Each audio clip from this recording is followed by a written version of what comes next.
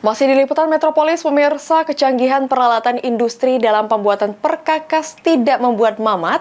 Seorang pandai besi di Desa Mandi Angin, Ogan Ilir meninggalkan cara tradisional.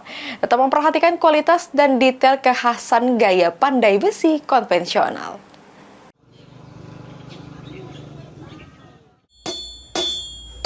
Inilah salah satu aktivitas pantai besi di Desa Mandi Angin, Ogan Ilir. Besi dibakar pada tungku yang bahan bakarnya dari arang dengan bantuan energi angin yang berasal dari pompa blower. Dalam waktu tak sampai 20 menit, bahan besi akan mencapai tingkat panas di mana besi berubah warna kemerah-merahan, tanda besi siap untuk dibentuk menjadi parang maupun lainnya.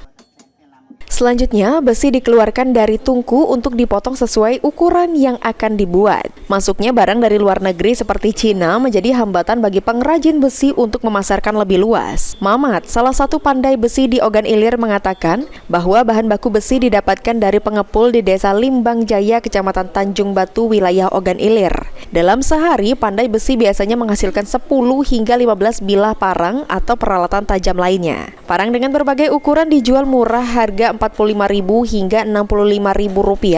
Hasil karya pandai besi di Desa Mandi Angin dijual melalui outlet besi yang berada di pinggir Jalan Lintas Timur Indralaya, Kayuagung. Mamat juga menjual hasil karyanya ke pasar-pasar yang ada di Ogan Ilir seperti Tanjung Raja, Kandis, Indralaya, hingga Kayuagung.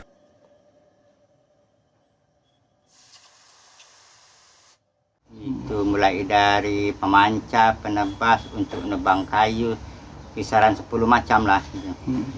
Kalau bentuk ukuran dan namanya. Kalau seminggu berapa kali begawe Pak? Terus produksinya berapa banyak Pak? Ini itu kalau kisaran normal, kalau punya kawan sehari itu bisa dapat 10 sampai 15 lah. Ahmad Romawi, Pol TV.